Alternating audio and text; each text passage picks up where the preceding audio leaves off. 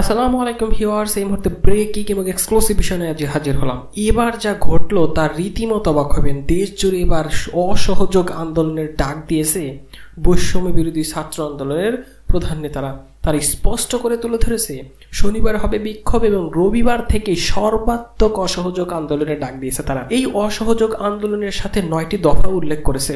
কি কি সেই বিষয়গুলো এবং কিভাবেই বা অসহযোগ আন্দোলনের মাধ্যমে এবার সরকার কি হতে পারে, তা কি হতে যাচ্ছে তা জানতে পারবেন বিস্তারিত প্রতিবেদনে। এদিকে এবার মির্জা ফখরুল ইসলাম আলমগীর স্পষ্ট করে হুঁশিয়ারি বার্তা দিয়েছেন, আর ক্ষতি না করে জাতির কাছে ক্ষমা চেয়ে অবিলম্বে পদত্যাগ করুন। শুধু তাই নয়, দমন পীড়ন নিয়েও ব্যাপক তথ্য দিয়ে হুঁশিয়ারি বার্তা দিয়েছে এই মির্জা ফখরুল। আরও কি কি বিষয় তুলে ধরেছেন সেটাও জানতে পারবেন। এবং সব শেষে আপনাদের মাঝে যে বিষয়টা তুলে ধরবে, এবার নতুন ডিবি প্রধান এই আশরাফুজ্জামান কঠিন এক বার্তা দেশবাসীকে দিয়েছেন। 6 সমন্বয়কের অভিযোগ সঠিক নয়। আরও কি তথ্য দিলেন সেটাও জানতে পারবেন। সেই সাথে বাংলাদেশের সহিংসতায় অন্তত 32 শিশুর মৃত্যুর ঘটনা ঘটেছে, ইউনিসেফ এমন বার্তা দিয়েছে। এতক্ষণ শুনছিলেন শিরোনাম, এবার বিস্তারিত। চলুন এবার আমরা দেখে নিই কোটা আন্দোলন এখন কোথা থেকে কোথায় গিয়ে গড়ালো। এই বিষয়টা প্রধানমন্ত্রী শেখ হাসিনা সরকার যদি প্রথমে একটু নমনীয়তা হতেন, হয়তো আজকের এই দিনটা দেখতে হতো না। কিভাবে ছাত্রদের উপর দমন পীড়ন চালিয়েছে তা কোনোভাবেই ছাত্র হয়ে অন্য একটি ছাত্রের জন্য এটা কোনোই মেনে নেবে না। এজন্যই সরকার এখন ডাকছে তাদের, কোনোভাবেই তারা পাত্তাই দিচ্ছে না। কারণ যার হাতে আমার নিজের ভাইয়ের রক্তে লেগে আছে তাদের সাথে আর কোনো আপোষ নেই। এবার যা ঘটে গেল তার রীতিমতো অবাক হবেন। বৈষম্য বিরোধী ছাত্র আন্দোলনের বিক্ষোভ হচ্ছে শনিবারে এবং রবিবার থেকে সর্বাত্মক অসহযোগের আন্দোলনের ডাক দিয়েছে তারা। চলুন এবার আমরা দেখে নিই আরও কি কি বিষয় তুলে ধরেছে তারা। কোটা সংস্কার আন্দোলনের প্ল্যাটফর্ম বৈষম্য ছাত্র আন্দোলনের নতুন কর্মসূচি ঘোষণা করেছে। শনিবারে সারা দেশে বিক্ষোভ হবে, পরের দিন রোববার থেকে সর্বাত্মক অসহযোগীদের ডাক দিয়েছে তারা।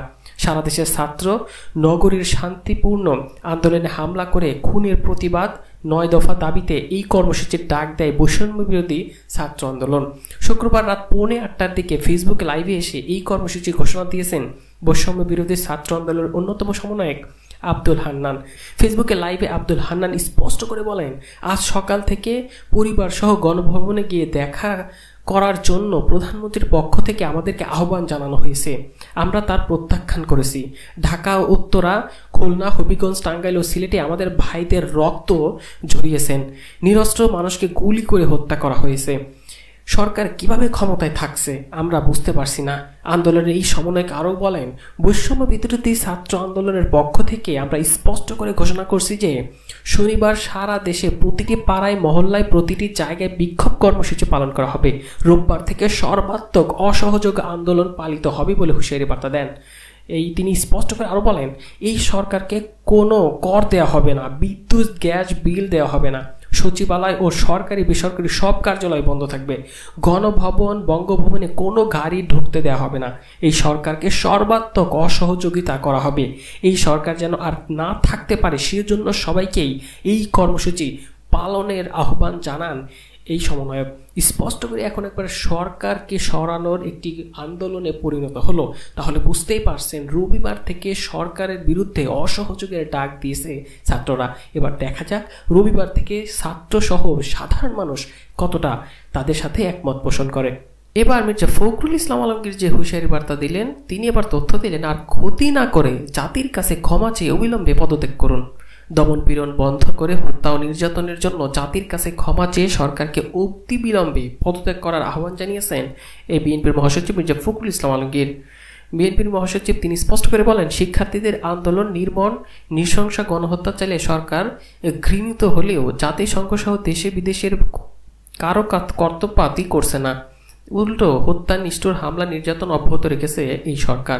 শুধু হামলা নয়, আজকের কর্মসূচি বানচাল করতে ফেসবুক, টেলিগ্রাম সহ সামাজিক গণমাধ্যম বন্ধ করে দেওয়া হয়। প্রাকৃতিক ও সরকারি প্রতিকূলতা উপেক্ষা করে দেশব্যাপী লাখ লাখ শিক্ষার্থী, শিক্ষক, অভিভাবক সহ সাধারণের সম্মিলিত স্বতঃস্ফূর্ত গণমিছিল প্রমাণ করে সমগ্র দেশ আজ রাষ্ট্রঘাতী, প্রাণঘাতী স্বৈরাচার সরকারের বিরুদ্ধে ঐক্যবদ্ধ বলেন তিনি।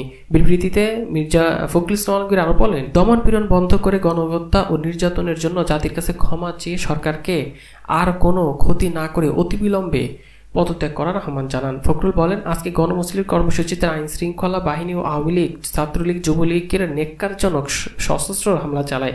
হবিগঞ্জে আইন শৃঙ্খলা বাহিনীর সহ ক্ষমতাসীন দলের সশস্ত্র ক্যাডার সহ হামলায় নিরীহ শ্রমিক নিহত হয়েছেন বলে দাবি করেন তারা। সিলেটে আইন শৃঙ্খলা বাহিনীর এলোপাথারি গুলি ছুড়ে অসংখ্য মানুষকে আহত করা হয়েছে। সংবাদ সংগ্রহ করতে গিয়ে সাংবাদিকও গুলিবিদ্ধ হন। উত্তরায় পুলিশ এবং আওয়ামী লীগ ক্যাডারদের গুলি ছুড়ে আহত করেছে শিক্ষার্থীদের। ছাত্রলীগের সন্ত্রাসীরা সেখানে নারী শিক্ষার্থীদের একটি বাসায় আটকে রাখে। নরসিংদীতে ছাত্রীদের মিছিলে মহিলা আওয়ামী লীগের উচ্চশৃঙ্খল কর্মীরাও হামলা চালায়। বিবৃতিতে আরও স্পষ্ট করে বলে, মির্জা ফখরুল ইসলাম আলমগীর এ সকল ঘটনার তীব্র নিন্দা জানায় এবং অনতিবিলম্বে এ ধরনের নির্যাতন নিপীড়ন বন্ধ করে আটককৃত নেতাকর্মীদের ছাত্র জনতা নিঃশর্ত মুক্তি দাবি করেন। মির্জা ফখরুল বলেন, শিক্ষার্থীদের আন্দোলনকে কেন্দ্র করে সারা দেশে রেকর্ড সংখ্যক মিথ্যা মামলার সংবাদও প্রকাশিত হয়েছে। আইনজীবীরা মামলার কাগজ তুলতে গেলে তা না দিয়ে হয়রানি করা হচ্ছে। এসব মামলার নিরীহ শিক্ষার্থী, জনসাধারণ সহ বিরোধী দলের নেতাকর্মীদের গণগ্রেপ্তার ও গ্রেপ্তার বাণিজ্য করা হচ্ছে বলে দাবি করেন তিনি। বিবৃতিতে মিথ্যা মামলার প্রতিবাদ জানিয়ে তা প্রত্যাহার, হয়রানি ও গ্রেপ্তার বাণিজ্য বন্ধ করারও দাবি জানান বিএনপির মহাসচিব মির্জা ফখরুল ইসলাম আলমগীর। বিবৃতিতে মির্জা ফখরুল ইসলাম আলমগীর আরো উল্লেখ করেন, এবং সব শেষে এবার আপনাদের মাঝে তুলে ধরতে যাচ্ছি, 6 সমন্বয়কের অভিযোগ সঠিক নয় বলে দাবি করেছেন নতুন ডিবি প্রধান এই আশরাফুজ্জামান। বৈষম্য বিরোধী ছাত্র আন্দোলনের 6 সমন্বয়ককে ঢাকা মহানগর পুলিশের গোয়েন্দা শাখা ডিবি কার্যালয়ে নিরাপত্তা হেফাজতে থাকা অবস্থায় জোর করে মিথ্যা বিবৃতি নেওয়ার অভিযোগ তুলে যে বিবৃতি দিয়েছেন তা সঠিক নয়।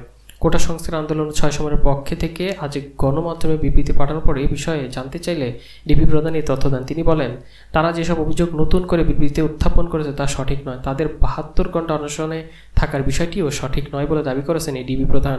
ডিবি প্রধান এই পুলিশ মূলত তাদের নিরাপত্তার স্বার্থে হেফাজতে নিয়েছিল। তিনি আরও বলেন, কাউকে নির্যাতন করা হয়নি। সার্বিক পরিস্থিতি বিশ্লেষণের পর নিরাপদ মনে করেই পরিবারের জিম্মায় তাদের ছেড়ে দেওয়া হয়েছে। জোর জবরদস্তি করে কোনো কিছুই করা হয়নি। এর আগে সকালে বিবৃতিতে কোটা সংস্কার আন্দোলনের 6 সমন্বয়কের পক্ষ থেকে বলা হয়, মূলত আন্দোলন ও নেতৃত্বে ছত্রভঙ্গ করতে 19 জুলাই থেকে বৈষম্য ছাত্র আন্দোলনের সমন্বয়কদের গ্রেফতার, নির্যাতন, হয়রানি করা হচ্ছে। এর ধারাবাহিকতায় নিরাপত্তার নামে 6 সমন্বয়কে 7 দিন ধরে ডিবি হেফাজতে রাখা হয়। স্বরাষ্ট্রমন্ত্রী ও ডিবি প্রধান নিরাপত্তার কথা বললেও মূলত আমাদের আন্দোলন থেকে বিচ্ছিন্ন করে রাখাই এর জন্যই ডিবি হেফাজতে রাখা হয়েছিল। ডিবি প্রধান বলেন, এই কথাই যদি বলি, তারা অর্থাৎ 6 সমন্বয়ক বিবৃতি যে অভিযোগ উত্থাপন করেছেন তা সঠিক নয়। তিনি এ বিষয়ে ব্যাখ্যা দিয়ে বলেন, আমরা গণমাধ্যমকে তো তাদের সামনাসামনি দেখেননি। 32 থেকে 36 ঘন্টা অনশনে থাকলে যে কেউকে দেখলে বোঝা যায় তাদের এই অভিযোগ সঠিক নয়। তিনি বলেন, আপনারা জানেন আমরা যে কাজটা করি সেটার প্রাথমিক উদ্দেশ্য হচ্ছে জনগণের জান ও মালে নিরাপত্তা নিশ্চিত করা। এটা আমাদের প্রথম ম্যান্ডেট। যেহেতু তারা বাইরে থাকা অনিরাপদ মনে করছেন, তখন আমরা তাদের হেফাজতে রেখেছি, এমনটা দাবি করেন নতুন ডিবি প্রধান। এরপর পরিস্থিতি স্বাভাবিক মনে হয়েছে। পরিবার ও শিক্ষকরা যখন চেয়েছে তখন তাদের আমরা ছেড়ে দিয়েছি, কারণ তারা নিরাপদ মনেই করেই গেছেন। এই আশরাফুজ্জামান নতুন ডিবি প্রধান বলেন, আমরা কিন্তু এমনি তাদের ছাড়িনি, সব প্রক্রিয়া মেনে তাদের ছাড়া হয়েছে। যখন তাদের ছাড়ি তখন ম্যাজিস্ট্রেট উপস্থিত ছিলেন, এভাবেই দাবি করেন এই নতুন ডিবি প্রধান।